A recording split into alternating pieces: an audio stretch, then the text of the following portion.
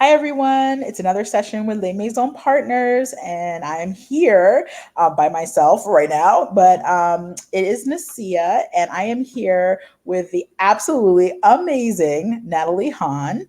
And we're going to be talking a little bit about boundary settings. So many of you have asked us, so Kristen and I, you've said to us, I'm really having a lot of problems and a lot of challenges with trying to figure out how to juggle everything in this remote world, in this COVID environment. I am having a lot of demands on my time, being home, working, as well as my family time. How do I carve out that time for each one of the responsibilities that I have, and then also carve out some time for myself?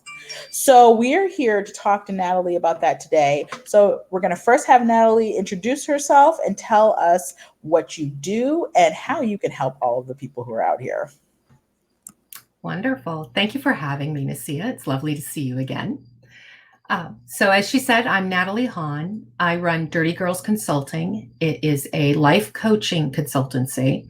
So I spend my time working with women at various stages in their career who are trying to figure out either what's next for them, how to get to the next level, or as Nasia was just discussing, how do we manage this whole work-life balance myth that's out there when we have work and we have life, and now it's all happening in the same place? And expectations for both of those things, for both our work and our life, are also getting blended. So that's part of what I do and what I offer.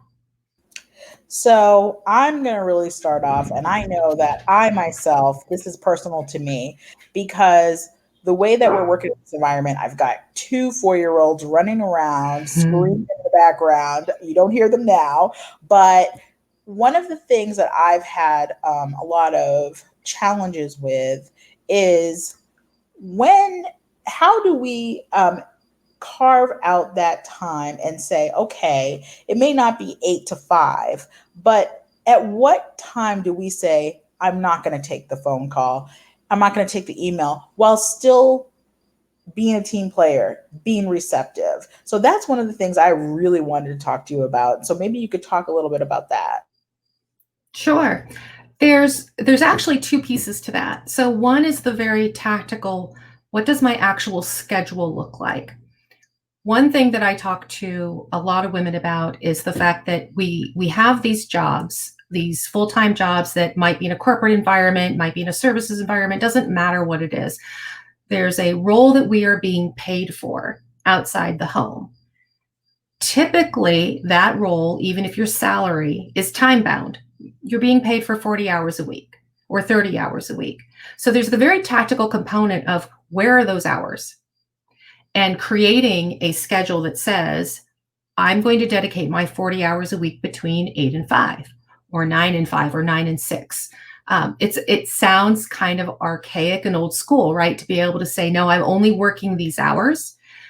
But that is part of how we maintain control over our time and our schedule. One of the things that we have to remember is that our first order of loyalty is to ourselves. It's not to our boss. It's not to our coworkers. It's not to the company or the business. It is to ourselves, our career goals, as well as our personal goals. So being clear on my 40 hours a week looks like this. And maybe, and certainly with a lot of women I work with, they take a 2 or 2.5 hour lunch. So their 40 hours a week might span from 8 in the morning until 7 at night, but they've worked in breaks in the middle of the day because if they're like you, Nasia, and they have kids at home, they need that extra time at lunch. There's homeschooling now that they've been doing, right? There's extra work involved. There's extracurricular activities that some are actually still happening in places that they have to navigate. So the workday looks different these days, both for individuals at home as well as for businesses. So having a conversation at work with, given the structure that we're now working in, where we're working at home and that I have kids at home or that I have an elderly parent, right? It can be any other responsibility that we have. I now have to balance these things. It is absolutely worth a direct conversation. And most companies these days have some flexibility and understand that. But the one thing to get back to get clear on tactically is, where are your 40 hours? And it doesn't mean that we don't occasionally give up some extra hours because there's a deadline or a high value, high visibility project going on. And so we're going to work some extra hours. We are going to do that. The key is to do it consciously so that you're not working 50 hours every week. You're working at this 1 week because you had a specific goal to hit. And that goal was important, not just to your role or to your team or to your company, but also to you hitting your goals. So it's about perspective, but it is about being tactical. It is about saying, I'm going to take that 2-hour lunch, and 45 minutes of that is making lunch and sitting and eating it with my kids.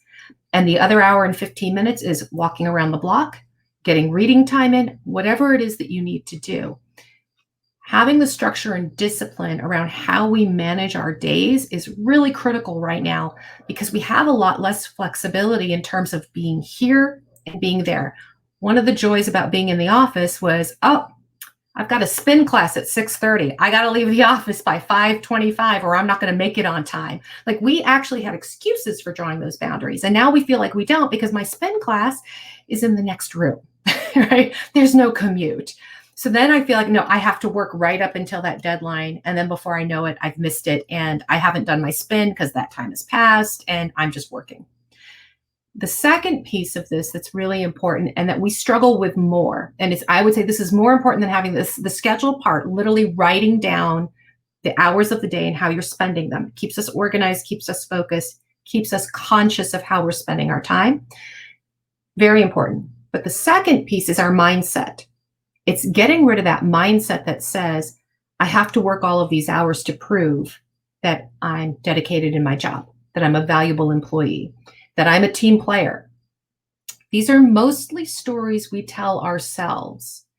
And the parameters around how much we work and how much we give is mostly pressure we put on ourselves. If we think about how many times our boss, supervisor, team, whichever it is, how many times they've actually said to us, could you work 10 extra hours this week? It's not that often. It's not that often. It comes up, like I said earlier, with a specific project or a specific deadline or goal you have to hit. But it's not often your boss is actually going to come to you and say, I expect you to work a 55-hour week. Most weeks. It's the pressure we put on ourselves because we're afraid of the perception. And it's the fear of that perception that actually has us play small in our jobs. Meaning we're so busy scrambling and trying to prove that we're good enough and that we're doing all of these things for not just our job, but we're doing 3 other people's jobs too, because we take that on because we can. I can handle it. We've got a big I can handle it kind of thing going on.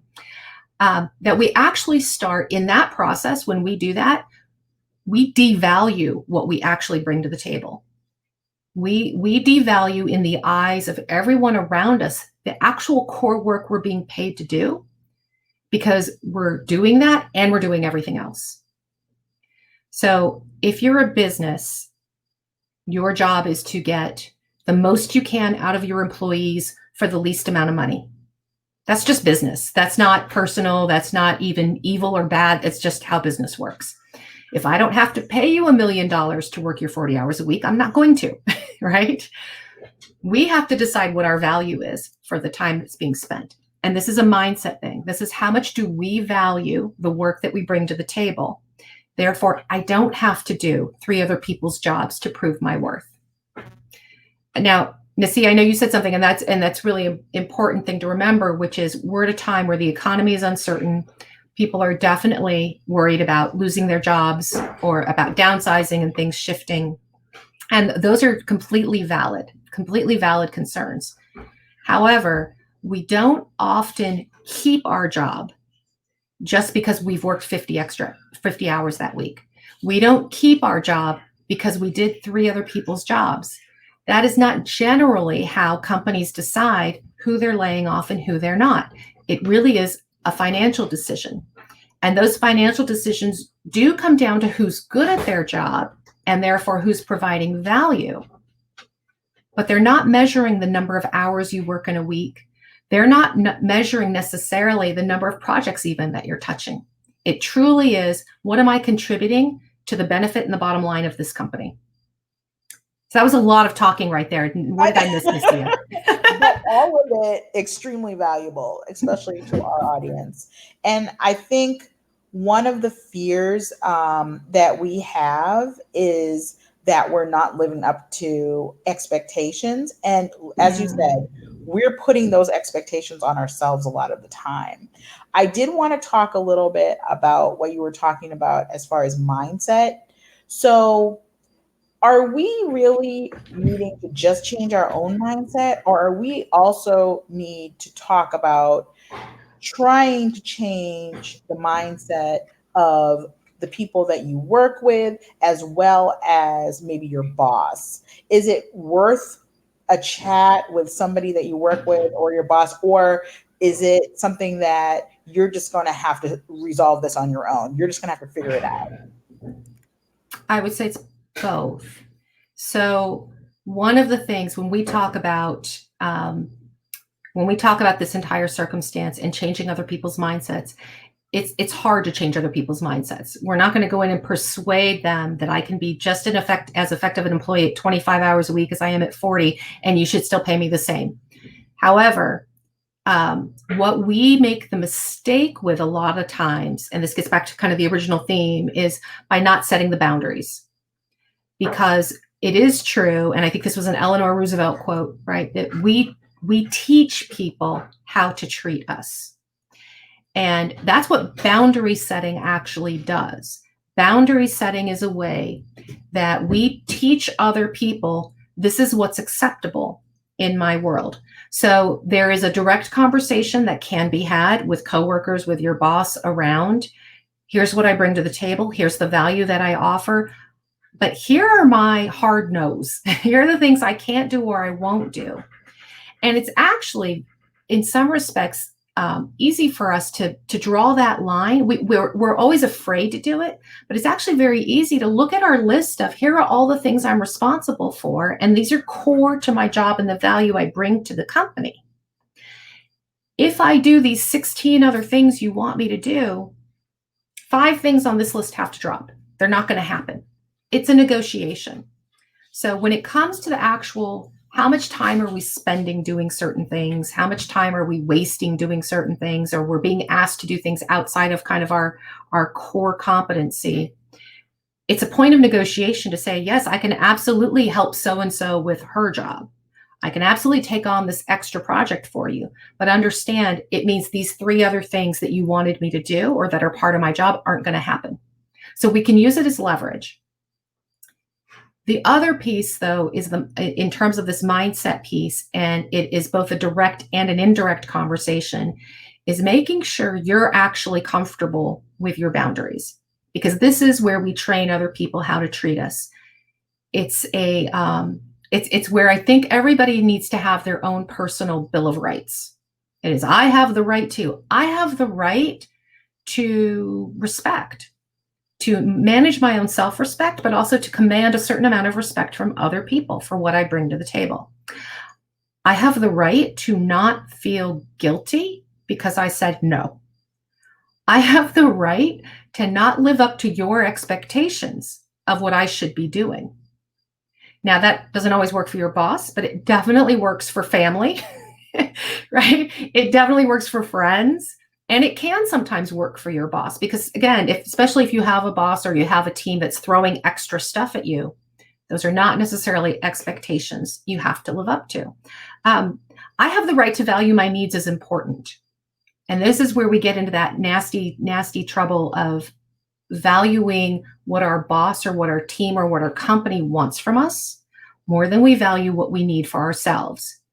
When 2 hours of work becomes more important than going to the gym, we have an imbalance in how we're respecting ourselves.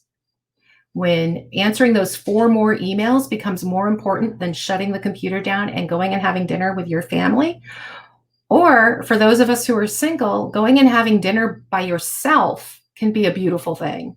But when we sit there and have dinner and answer emails all at the same time, we are not respecting ourselves. We're violating our own Bill of Rights. So that's one thing that I work with a lot of women on, is just let's establish your personal Bill of Rights. Let's establish your values, because how we set our boundaries, how we manage our time, how we interact with people has everything to do with the values that we hold. And that gives us the power and the permission then to actually enforce them, to actually have that conversation that says, I'm not logging in until 9 in the morning. You are welcome to send me as many emails as you want before 9 a.m. And I might even look at them, but I am not responding because of my own schedule responsibilities, things I need to do. 9 o'clock is when I will check in and I will start responding. Now, it could be that you have kids to get ready for school and breakfast to make or lunches to pack or just a dog to walk, right? In my case, I walk a dog. I set aside time for meditation. I have my coffee. And frankly, when I'm having my coffee, I choose to do nothing else but have my coffee, right?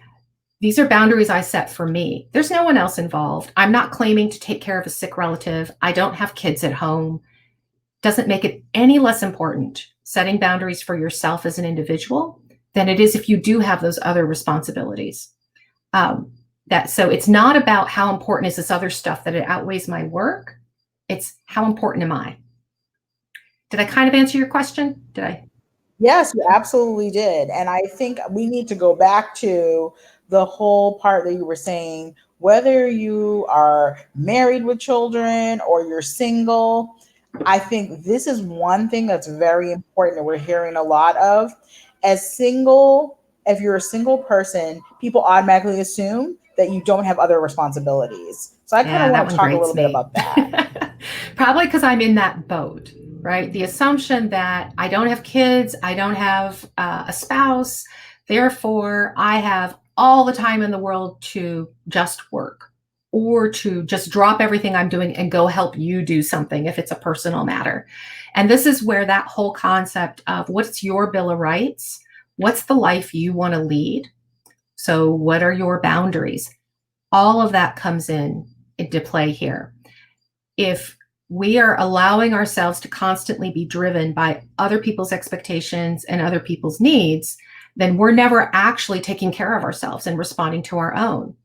So the fun thing about setting boundaries is that you never have to give a reason why.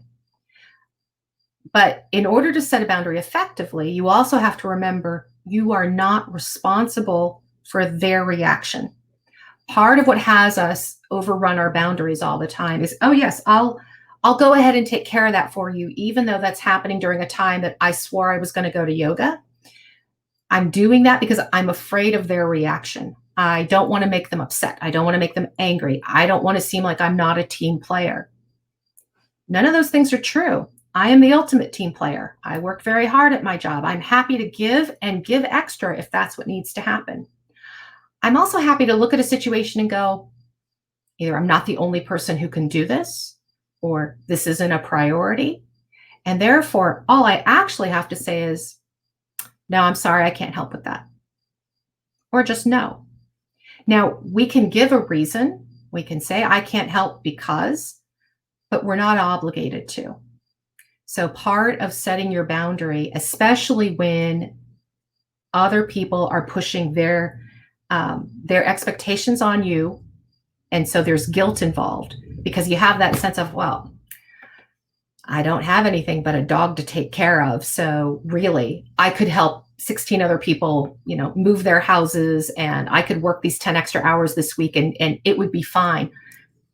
And then the other part of me goes, why am I picking up the slack for everybody else? I'm not getting paid for it. It's not my job. And my dog needs me. So I'm going to take that time.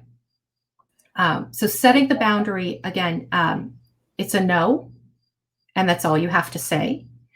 You can give a reason if you want to. But the key is get comfortable with your own discomfort, because you will be, especially the first few times you say no. You'll be very uncomfortable with that. It will feel wrong. And get comfortable with their discomfort. Somebody else projecting their irritation or upset or guilt on you is their problem, not yours. But we have to practice that. And we have to practice being comfortable with their discomfort a few times before we get to that place where we're like, that really isn't my problem, because it's not.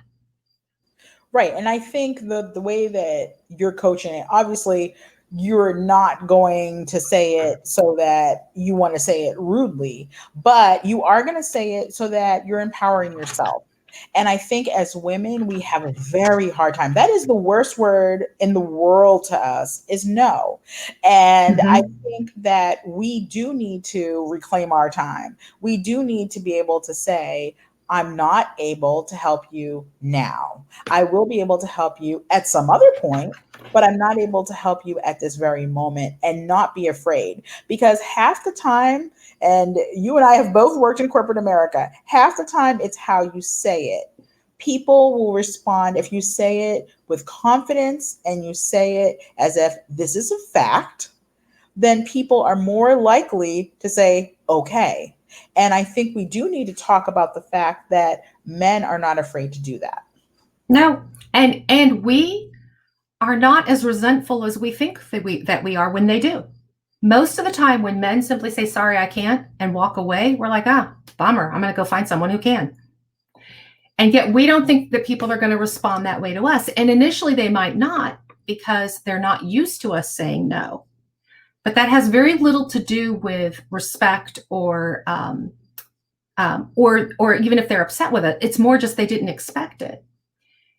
Now, when we're setting boundaries, the simplest and easiest one is the no, and then there's setting boundaries when you're in the middle of it, right? When you're in the middle of a conversation or something is going on, and you need to stop that because somebody's encroaching, right? There's different times at which we set boundaries. The one in advance is, let's set expectations. The expectation is, I'm not responding to email until 9 a.m. and after 6 o'clock, I'm shutting the laptop down. So unless it's an emergency, and for that emergency, by the way, text me because I'm not looking at my email.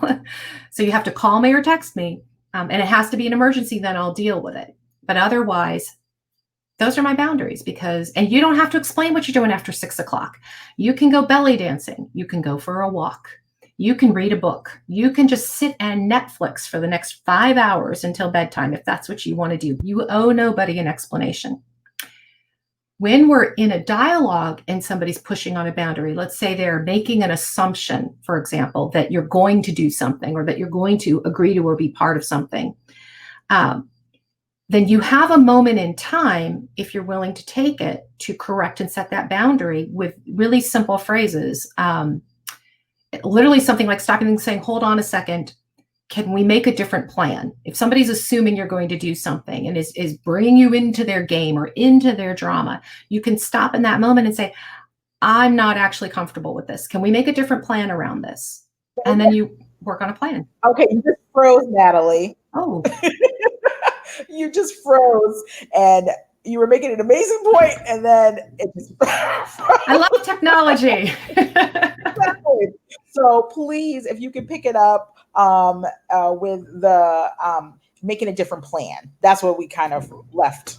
Okay. So that was where somebody is in the moment, basically making some assumptions and maybe steamrolling you into something you don't want to do or something you didn't agree to. Being able to stop in that moment and say, hold on a second, we need to make a different plan. Hold on a second, I'm not comfortable with this. This isn't going to work for me. We can absolutely stop them in that moment. And nothing in any of those phrases, this doesn't work for me, we need to make a different plan, hold on a second, I'm not ready for this, I'm not comfortable for this. Nothing in that is rude. Nothing in that is abusive. Nothing of that is mean. It's a softer way of saying, hold on. And of asserting yourself to say, I need to be part of this discussion. I'm not just going to be told what to do or how to do it. So it's a little bit of an assertiveness piece also.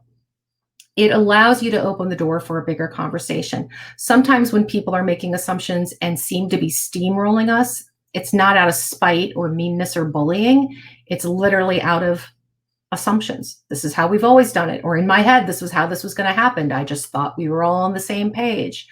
So it's always good to be able to stop for a second and say, hold on. If you can catch them in the moment, it's a great way of retraining. It's kind of like when they tell you, it's going to be a horrible analogy, I'm going to use it anyway, but it's kind of like when they tell you how you train your dogs, right?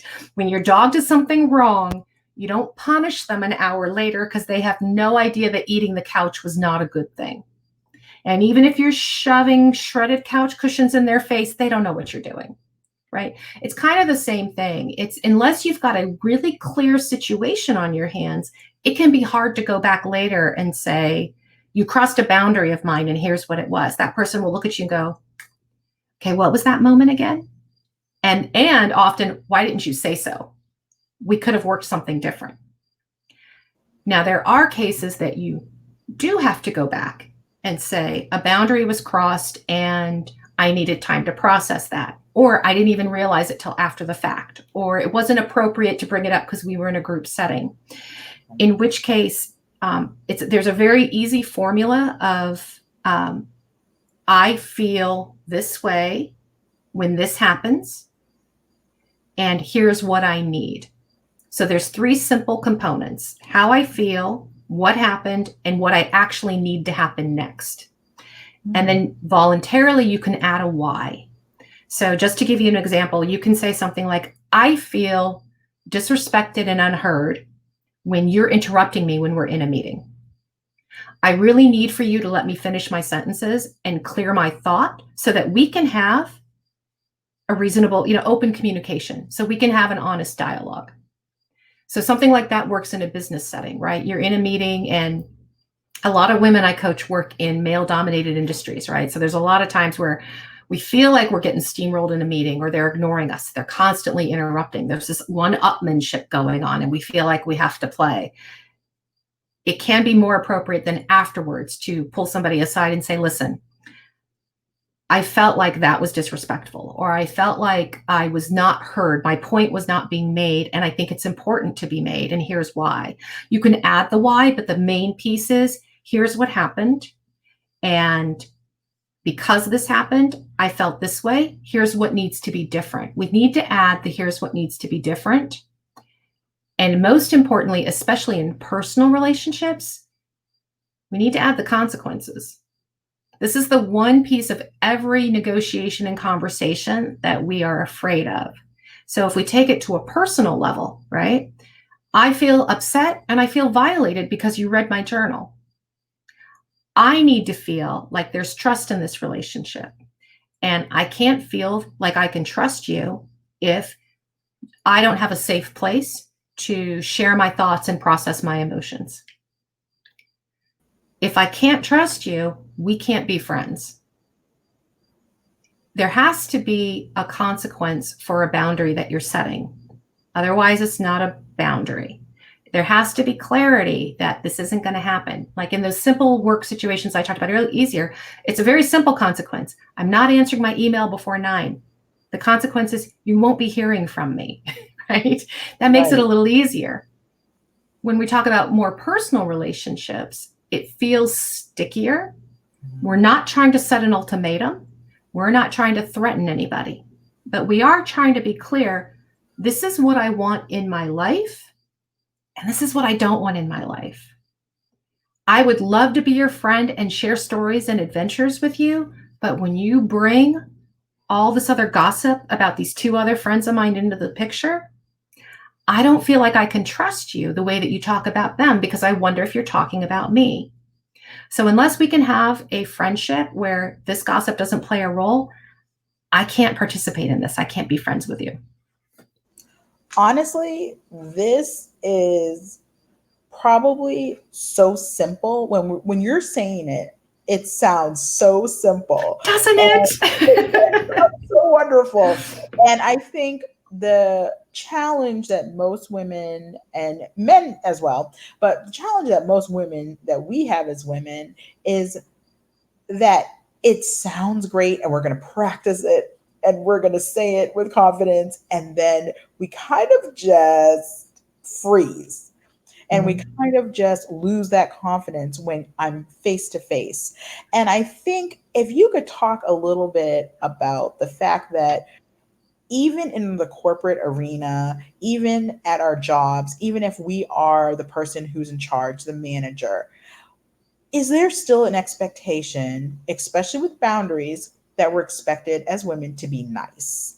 And I even brought it up, well, we don't want to sound rude. And even I am saying that it's a difference between rude and just as women always expected to be nice?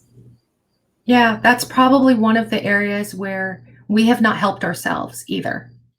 We are wired, we are wired to be nice. Honestly, most women are wired to be nice. If you take us back to 10,000 years ago and caveman days, think about the dynamic, which is an evolutionary dynamic, which is the man hunts and brings home the meat. And if I am not nice to a man, I don't get fed. Like literally, our survival wiring in us is based on being nice. Well, I am now a modern woman who can go grocery store and buy my own damn meat. Thank you very much. Right. So my survival is not based on being nice, but the wiring is still there. If you look at studies between the human brain 10,000 years ago and today, it's not that different. Very, very, very little has changed. So a lot of our wiring is that reactionary, right? It's that lizard brain piece is still there. Like, don't be nice because if I'm not nice, I'm in danger. Now, this is what I was saying earlier, right? Our biggest challenge is the mental mindset. So this is the piece where we have to rewire our own brain to remember I'm not in danger here because I said no. And being direct or being firm or being assertive has nothing to do with being nice. They are very different qualities. The interpretation of being perceived as not being nice is, first of all, the other person's problem, but it is our problem when we can't get past it. So the only way really to get past the fear of if I'm not nice, they won't like me and I won't get ahead is practice. It really is practice. If we don't put the boundary out there and enforce it, we never learn that it's okay. Our fear, this is like anything, our fear of what's going to happen is always way bigger and way more dramatic than the actual thing. Our fear when we were kids of getting a shot from the doctor was hours and screams and hysterics for a 3-second needle prick that really wasn't that bad. And that's how we face all these things. We will spend hours in our head making up and playing out conversations and scenarios about how this is going to go when I set this boundary. And we work ourselves into the tizzy and into the fear of, oh, this is going to be best. I'm just not going to do it. It's not worth it. Too tired now. Right? What? Me? Because we all do it. Everybody does it. Like by the time I'm ready to set that boundary, I am so freaking tired. No, come on, steamroll over me. Let's just do it. But that's us. And that's the challenge with what you just said, Nasia. It's perfect because it's true. It's all in us. At the end of the day, when you think about the work environment, right? And you think about being nice in the work environment, yes, the expectation is that women are somehow going to be nice. And yes, it is a stereotype, and all stereotypes are based in truth. Women who are not perceived as nice are perceived as other very negative things. Here's the thing to pay attention to, though. One, you have to decide how important that is to you, because very few women get fired for not being nice. Very few women don't get the promotion because they're perceived as not nice. And I'm not talking about they're not nice people. I'm just saying the perception is often they're perfectly nice. They just happen to have very firm boundaries that they have no problems asserting. And if you pay attention to the people who are accusing them of being not nice, it's people, men and women both, who have their own buckets of insecurity. It has nothing to do with the person. The more that we can own our Bill of Rights, who we are, the fact that we have a right to be respected, that we have a right to have a voice, that we have a right to have a life, regardless of whether we have a family or people at home or whether we're single. We have a right to our time and to do with it what we choose. The more that we can respect and honor that for ourselves, the more other people start to honor it also. If you are not willing to set the boundary for yourself, no one else will ever honor your boundary. So the first step in setting a boundary is you got to set it with you. You have to set it and believe that you deserve it. Once you believe you deserve it, it becomes much easier to communicate that to somebody else. Once you communicate it to somebody else, it simply becomes a thing. This just becomes part of who you are. This becomes part of the culture that you bring into the workforce. People expect it. If every one of you can think about somebody you know at work who has a routine or a schedule, who has boundaries that they've already set, and we all know about it, right? Nasia and I used to work for a CEO who did the Pan Mass Challenge, right? 100-mile bike ride across Massachusetts every year. When he was in training, the CEO would be late to the office and he would show up in biking shorts. Okay, he's the CEO, he's allowed to do that. But think about what that sets. It was important for him to do something that had nothing to do with the business we were in. And he made it okay for everybody else to have something in their lives that had nothing to do with the business, but that would sometimes impact our work hours. That would sometimes mean we took days off or we spent time doing something else. We set that culture, we set those boundaries. And interestingly enough, inside companies and inside different departments, you find different little microcosms of culture where things are more okay than others. But you can be part of creating that culture. But it starts with you. Set your boundary, respect your own boundaries, because no one else respects your boundaries until you set them. I think that's so important. And I think I'm not going out on a limb when I say that both you and I have not arrived at this place without some stumbling blocks. We did not come out with boundary setting, from the womb. So this is a learning experience. This is something that you can arrive to, and you shouldn't be afraid of making that step. It's always that first leap, the first step that for some people is what they are so filled with fear about. And I know that it is very difficult in this day and age, especially if, say, for instance, you have a family that is depending on you and that salary. It's difficult to make this transition, but it's almost as if you have no choice. I think now we just don't have a choice in that matter. So I'm going to say this. I'd love if you would give probably 3 tips for the person who is sitting and listening to what we're saying right now and saying to themselves, I don't think I could do this. Are there 3 things that people need to think about when they're trying to get started with boundary setting? Where should they start? The most important place to start is to know, what do you value the most? So it comes back to you, and it comes back to your mindset, but it comes back to, what do you want from your life? If we are not, this is the whole reason we set boundaries. If we are not setting boundaries of any kind, we are not showing ourselves respect. We are not supporting our own self-esteem and our own well-being. So, and we're not creating opportunities for growth. I mean, one of the biggest things that boundaries can do for you is give you room and space to actually have some more self-awareness and learnings.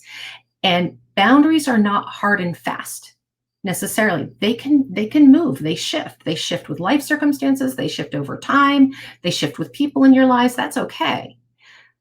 So as Nasia was saying, 3 things that you can do if this is a really scary thing for you is, 1 is to get clear on your own values. What are those things that are most important to you? What are the 5 characteristics that you carry throughout your life that you make your decisions with? So just to give you an example, some of the most common ones that people throw out there, right? My values are integrity and honesty and loyalty, family. Whatever your 5 are, I want you to think about values in terms of, how do I make decisions every day? So if I assume, and I'm going to, that we all have integrity and honesty and trust somewhere in our value system, what are the other ones that I make decisions with? Is it family? Am I making 90% of my decisions throughout the day based on what's going on with my family and how will this impact them? Is it fun? I'm at an age where I want to have more fun in my life. So I'm going to make decisions that ensure that while I'm working hard and doing what I need to do, I'm having a good time. Is it loyalty?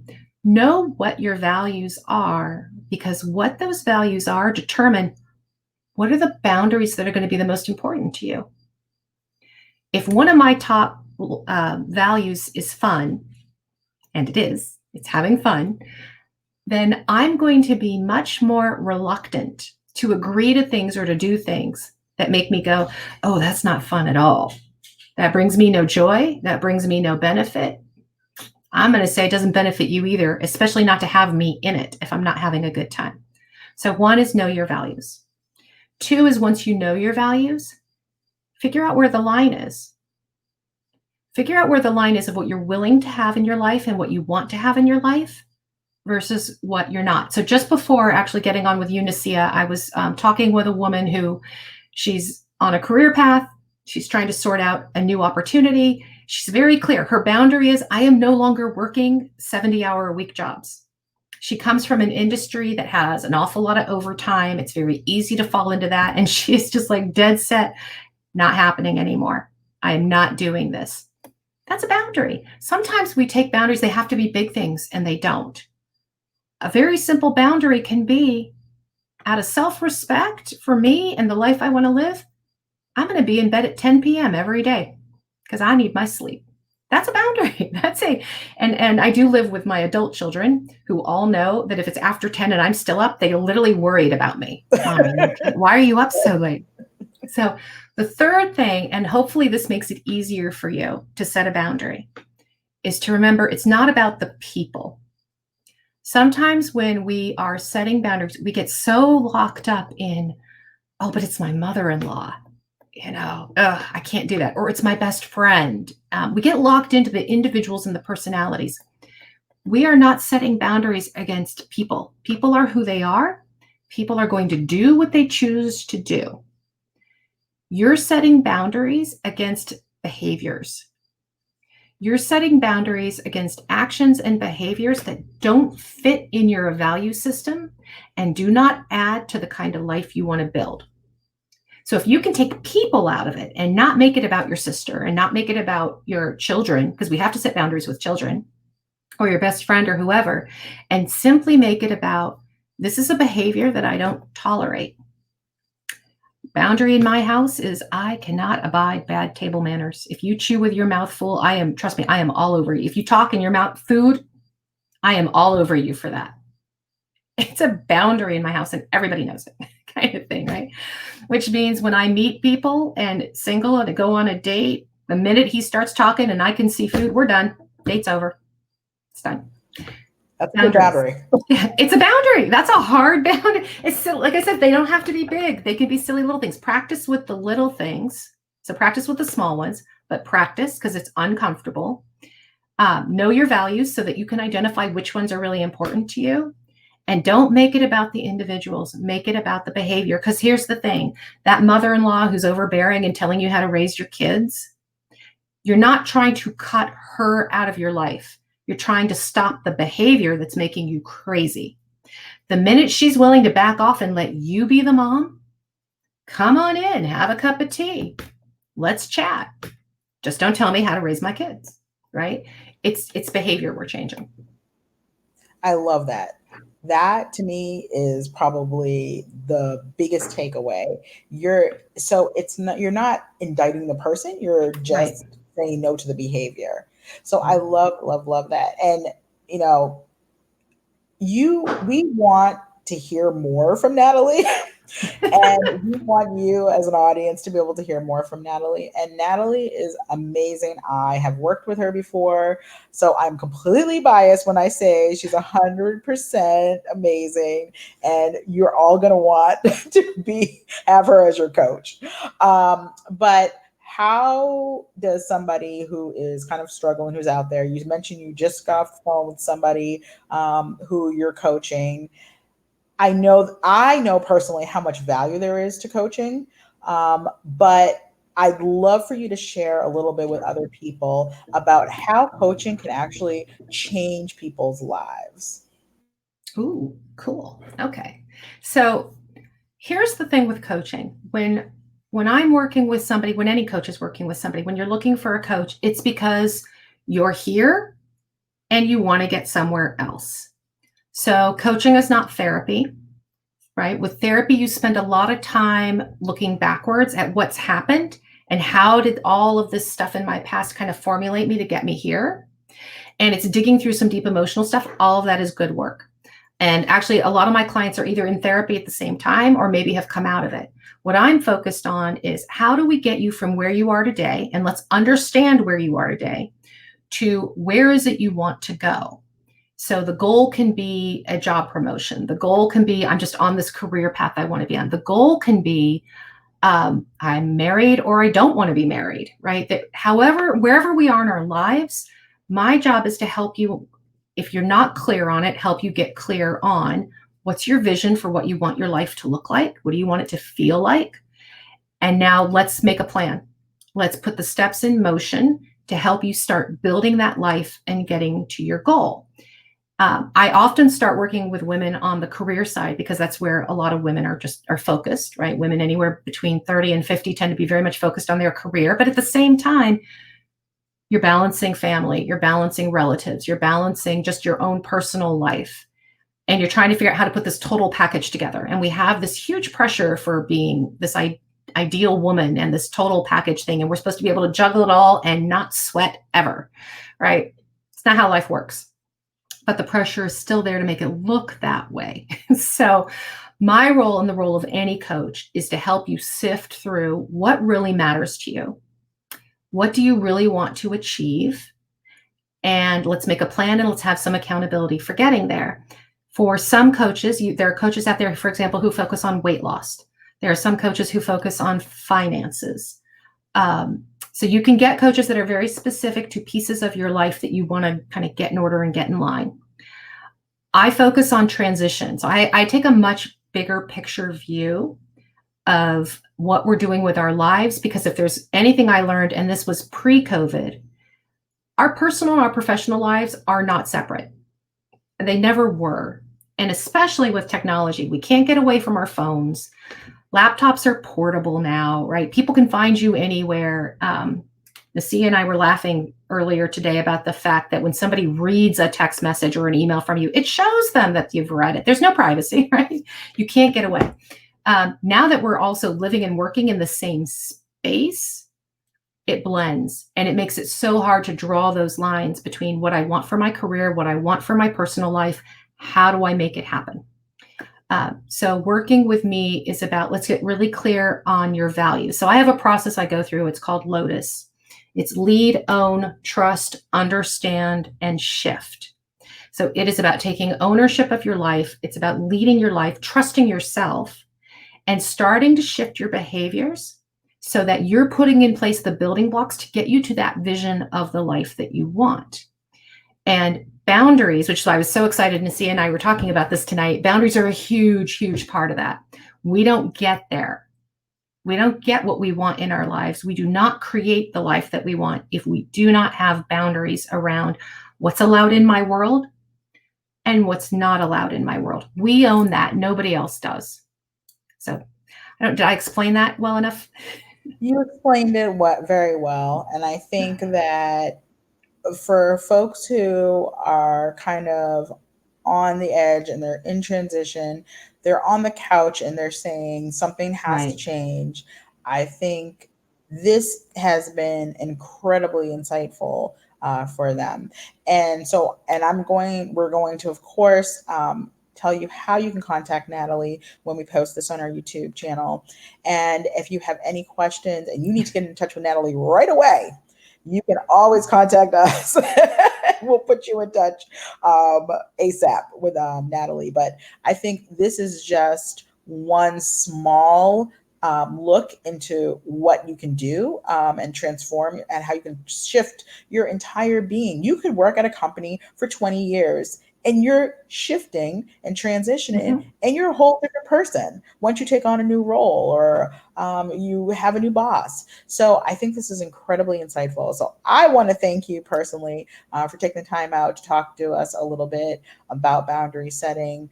We will, again, as I said, include Natalie's contact information so that you can contact her yourself and see if you can slide into the coaching schedule, because She's helping a lot of people now. So thanks again for joining us, and to everybody in the audience, thank you so much for joining Les Maisons again, and have a wonderful day. Thank you.